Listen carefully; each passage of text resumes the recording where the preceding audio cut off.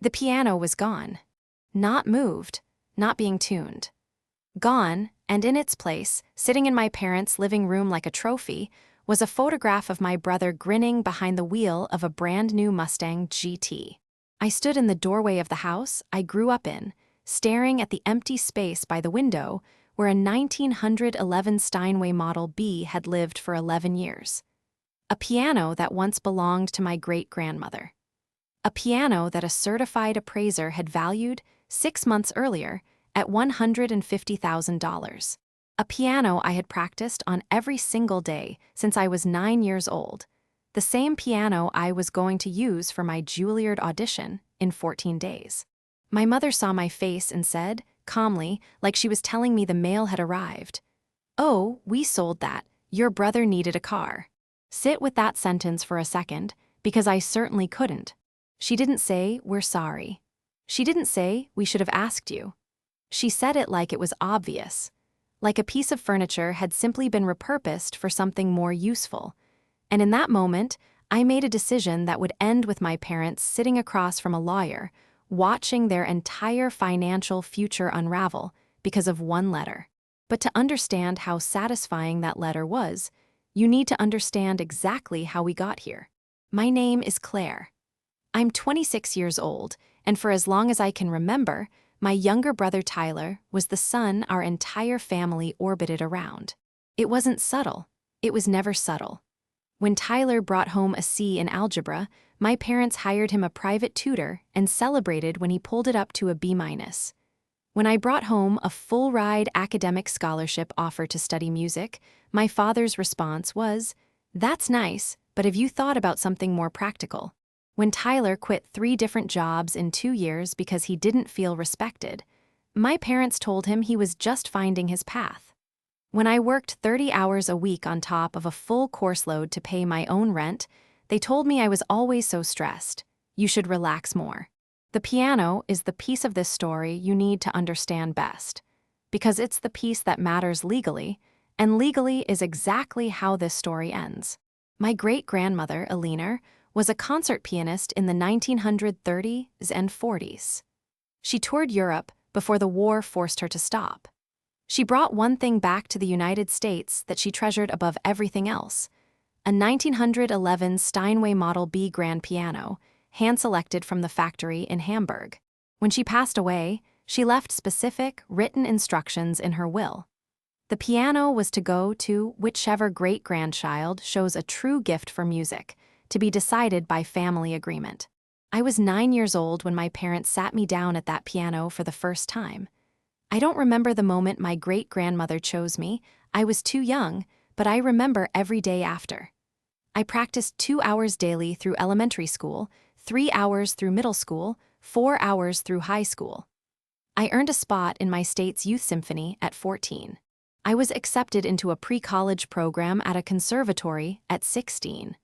Every music teacher I ever had told my parents the same thing: "This girl has something rare." And my parents nodded along at every recital, took photos for the family group chat, and told relatives at Christmas how musical I was. And then, quietly, behind closed doors, treated my dream like an inconvenience compared to whatever Tyler needed that week. Here's something that still makes my stomach turn when I think about it. 2 years ago, I asked my parents if I could get the piano professionally appraised for insurance purposes, since it technically still lived in their house even though it was mine. My father grumbled about the appraiser's fee. My mother said, "Why does it matter what it's worth? You're not selling it." I should have listened to that unease more carefully. I should have asked more questions. But I trusted them.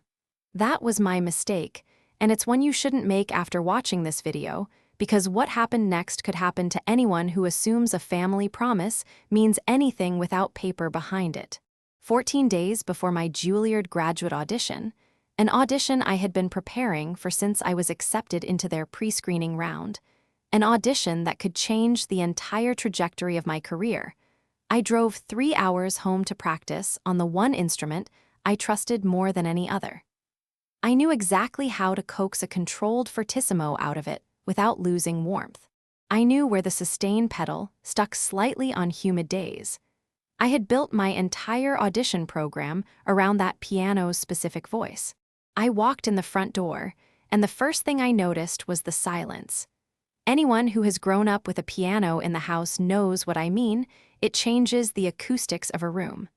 Walking into that living room felt like walking into someone else's house. The piano was gone. In its place, a leather recliner nobody asked for, and on the side table, a framed 8x10 photo of Tyler standing next to a brand new cherry red Ford Mustang GT, keys dangling from his finger, grinning like he'd just won a raffle. I asked my mother where the piano was. She was folding laundry in the next room and didn't even look up. "Oh, we sold that. Your brother needed a car." 4 words did the damage in that sentence, and let me break them down, because this is the part of the story where you'll understand exactly why what came next wasn't emotional overreaction, it was justice. We, not I, not your father. A joint decision, made in a house I didn't live in, about property that legally and morally was never theirs to sell. Sold, past tense, final, already done. No conversation, no warning, no phone call 14 days before the single most important performance of my life. That, not your piano, not Grandma Aliner's piano. An object, a thing, reduced to a pronoun in the same breath she used to justify buying her golden child a sports car. Your brother needed a car. Needed. A 24-year-old man who already had a perfectly functional 2019 Honda Civic that ran fine, he needed a Mustang GT the way I needed oxygen, apparently meaning not at all, but nobody was going to say no to him. I asked when. She said 3 weeks ago. I asked who bought it. She said a private collector had come to the house, paid cash, and taken it apart into pieces to transport it, the leg braces, the harp, the case. I asked how much they got for it. She hesitated for the first time in the entire conversation and said, "That's not really your business." That single sentence, about my piano, purchased with money that would eventually matter enormously in the story I'm about to tell you, is the moment I stopped being hurt and started being strategic. Because here's what my mother didn't know in that moment. I had gotten that appraisal 2 years earlier for a reason. And I had the paperwork. I want to pause here, because this is usually the point in these videos where the wronged sibling screams, cries, and storms out, and I did all 3 of those things too. But screaming doesn't win. Paper wins. And while I was screaming in that living room, I was also quietly doing math in my head. My father came home from work an hour later to find me sitting at the kitchen table, dry-eyed, with my laptop open. He assumed the confrontation was over because I wasn't yelling anymore. He was wrong. I had simply switched tools. "Your mother said you're upset about the piano," he said, sitting down across from me with the tone of a man expecting to give a brief, final explanation and move on with his evening. "I want to see the bill of sale," I said. He blinked. "Why does that matter? It's done." "Because that piano was never yours to sell." This is where he made his second mistake, the first being agreeing to sell it in the first place, because he said it with total, unshaken confidence. The confidence of a man who has never once been told no in his own house. "It's been sitting in our living room for 11 years. It's ours." I asked if he remembered Grandma Aliner's will. He said, and I quote almost exactly, "That was just sentimental language, Claire. It's not like it was a legal document." I let that sentence hang in the air because I wanted him to hear himself say it. A will, not a legal document. My grandmother's actual, notarized, probated last will and testament dismissed by my own father as sentimental language. Here's a fact that matters enormously for what happens later, so hold on to it. My great-grandmother's will didn't just vaguely gesture at the piano going to a musical grandchild. It specifically named a mechanism to be decided by family agreement and documented in writing by the acting executor. And the acting executor of that estate was my Aunt Denise, my father's sister, who, 14 years ago, had drawn up a 1-page addendum, signed by both my parents as witnesses, formally assigning the piano to me upon my 9th birthday, in perpetuity, as directed by the decedent's wishes. My parents had signed that document themselves, and they had apparently forgotten it existed. I asked my father one more question before I left the kitchen that night. How much did they sell it for? He said $9,000. I didn't react. I just nodded, thanked him for his time in a tone that clearly unsettled him more than any amount of yelling would have, and drove 3 hours home. $9,000. For a piano independently appraised at $150,000 2 years earlier. Sold in pieces to a stranger, with no research, no second opinion, no attempt to verify its actual worth, because the goal was never a fair price. The goal was to get rid of it fast enough to fund a Mustang before Tyler lost interest. The next morning I made 2 calls before 10 a.m. The first was to Mr. Holloway, the appraiser. He remembered the piano vividly, one of the finest original condition 1911 Steinway model BS he'd ever assessed, original iron plate, original hammers reconditioned but not replaced, documented provenance back to the Hamburg factory floor.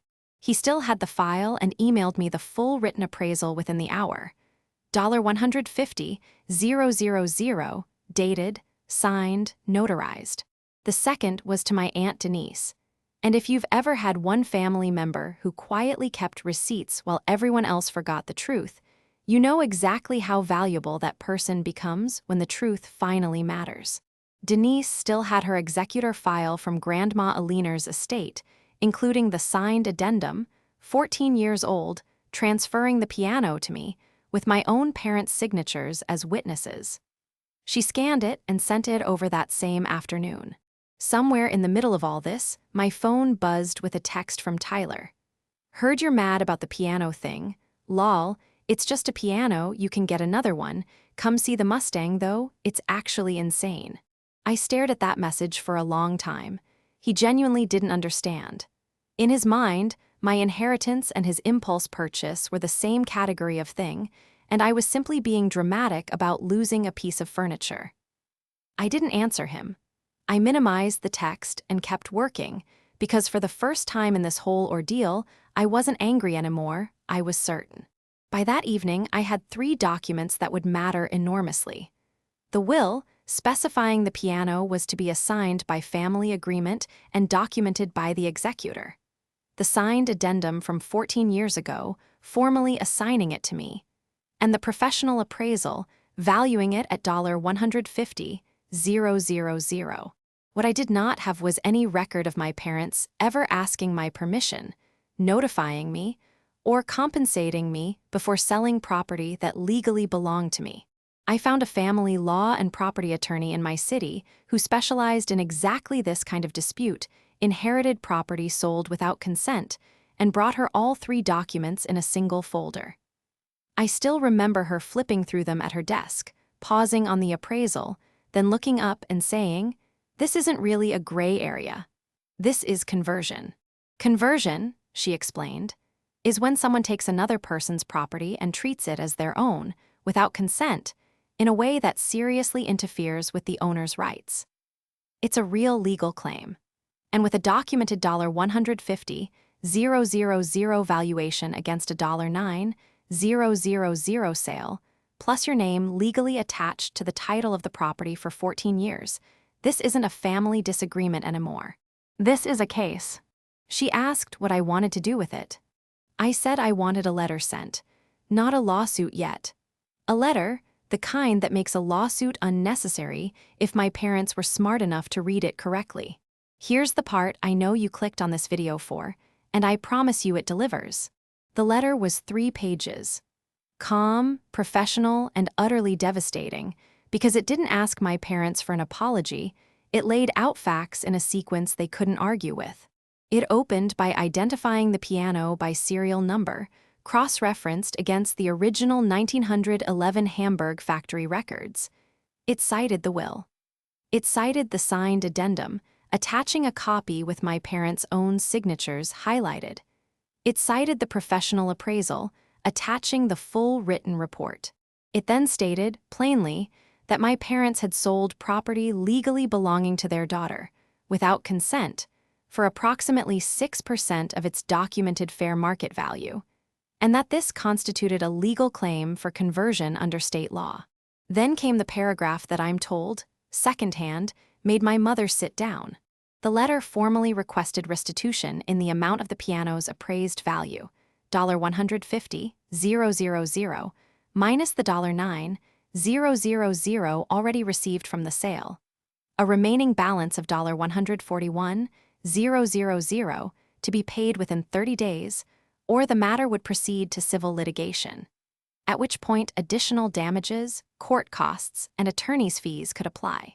My mother called me within 2 hours of that letter arriving. She didn't open with an apology. She opened with, "Is this a joke?" I told her it wasn't. I told her she could have her own attorney review it and that I'd be happy to speak once she had. She called back 4 days later. Her tone had changed entirely. She used the word misunderstanding 7 times in about 10 minutes. She said things like, "We didn't realize," and "We always meant to make it up to you." Sentences that, notably, only appeared after a lawyer got involved, not before. My father didn't call at all for almost 2 weeks. When he finally did, his first words were, "Do you understand what this could do to us financially?" I told him I understood exactly what it could do, because I'd understood exactly what selling my inheritance for a sports car did to me first. My parents did not have $141,000 in liquid savings. What they did have was equity in the house I grew up watching Tyler get everything in. Their own attorney reviewed the documentation and reportedly told them, in blunt terms, that they had almost no defense given the signed addendum. Facing actual litigation, they agreed to a settlement. I wasn't in the room when they signed it, but Denise was, acting as a witness, and she told me afterward that my mother cried through the entire meeting, not angry tears. She said, "But the specific kind that come from realizing a decision can't be undone." My father reportedly signed without saying a word, then asked the attorney, "Is that really all it's worth to her?" Meaning the money, not the piano, which tells you most of what you need to know about how much of this he ever actually understood. The terms, $80,000 immediately, drawn from a home equity line of credit, and the remaining $61,000 over 18 months, formalized in a binding payment agreement with interest, and a clause stating that any missed payment would trigger the full remaining balance becoming due immediately, plus the original claim proceeding. Tyler still has the Mustang. He also had a very uncomfortable conversation with our parents about where exactly that $80,000 was coming from and whether he'd be expected to help cover it. According to Denise, he offered to sell the car back. Our parents said no, not out of generosity, I think, but because admitting the car should never have existed in the first place would have meant admitting everything else too. I don't know how that conversation fully ended. I stopped asking because for the first time in this entire story, I didn't need to know. It wasn't my problem to solve anymore. As for my Juilliard audition, I performed on a rented Steinway at a local conservatory that graciously let me use their rehearsal hall for 2 weeks leading up to it. It wasn't my grandmother's piano. It didn't have that particular sticky sustain pedal I'd learned to work around for 11 years. But I got in. I start this fall. And with the settlement money, once it's fully paid, I'm doing something I think Grandma Aliner would have appreciated more than almost anything else I could do with it. I'm buying back a Steinway. Not the same one, that one is gone, sold in pieces to a collector who, ironically, now owns something worth infinitely more than what my parents let it go for. But a comparable one. One that will sit in my own home, under my own name, with paperwork that says exactly who it belongs to, so no one gets to decide, on a random Tuesday, that my inheritance is not really my business. I don't share this story to convince you my parents are villains in some cartoonish sense. I think, in their minds, they genuinely believed Tyler needed rescuing more than I needed supporting. That's almost the saddest part of this whole thing. But belief doesn't override paperwork, and love that only shows up as favoritism isn't love you can build a life on. If you take one thing from this video, let it be this: get everything in writing. Appraisals, wills, agreements, addendums, not because you expect betrayal, but because paper is the only thing that doesn't bend to whoever the family favorite happens to be that year. Tell me in the comments whether you think the settlement was fair or whether it should have gone all the way to court. And if you want to hear what happened at the family Christmas 6 months later, when Tyler found out exactly how much the piano was really worth, let me know, because that's a story on its own. Thanks for watching. I'll see you in the next one.